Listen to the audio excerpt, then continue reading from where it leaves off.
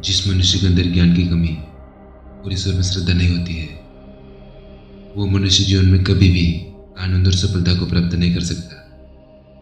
मनुष्य अपने हृदय से जो कुछ दान कर सकता है, वो अपने हाथों से नहीं कर सकता, और मौन रहकर जो कुछ वह कह सकता है, वो शब्दों से कभी नहीं कह सकता।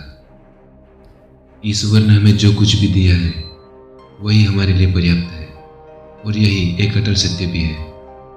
इस संसार में हम खाली हाथ आए थे और खाली हाथ ही जाएंगे। जो आज हमारा है, वह कल किसी और का होगा।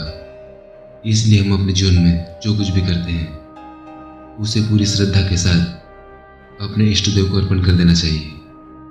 इस भौतिक संसार का सिर्फ एक ही अटल नियम है कि जो भी वस्तु जन्म लेती है, सिर्फ कुछ समय तक ही रहती है। उसके पश्चात उसका अंत होना निश्चित है, फिर चाहे वो मनुष्य का शरीर हो या फल हो।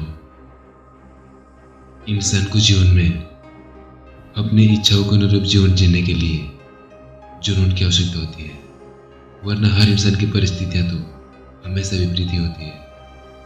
हमारी व्यर्थ की चिंता और मन का भय एक ऐसा रोग होता है जिससे हमारी आत्मीय शक्ति बिखर जाती है। हर मनुष्य के जीवन में नकारात्मक विचार का आना निश्चित होता है, परंतु यह मनुष्य पर निर्भर करता है कि वो उन विचारों को कितना महत्व देता है। इंसान के जीवन में आने वाला बुरा समय उस आईने की तरह होता है जो हमारी क्षमताओं का सही आभास हमसे करवाता है।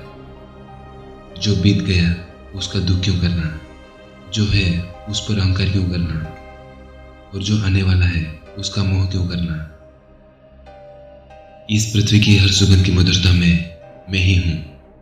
मैं ही अग्नि की ज्वाला हूँ, और मैं ही सभी जीवित प्राणियों का जीवन और सन्यासियों का आत्मसंयम हूँ। जो मनुष्य अपने मन को नियंत्रित नहीं कर पाता है, उसका मन उसके लिए शत्रु के समान कार्य करता है। मनुष्य के चरित्र का निर्माता उसका खुद का आत्मविश्वास होता है, क्योंकि जैसा उसका आत्मविश्वास होगा वैसा ही उसका व्यक्तित्व होगा।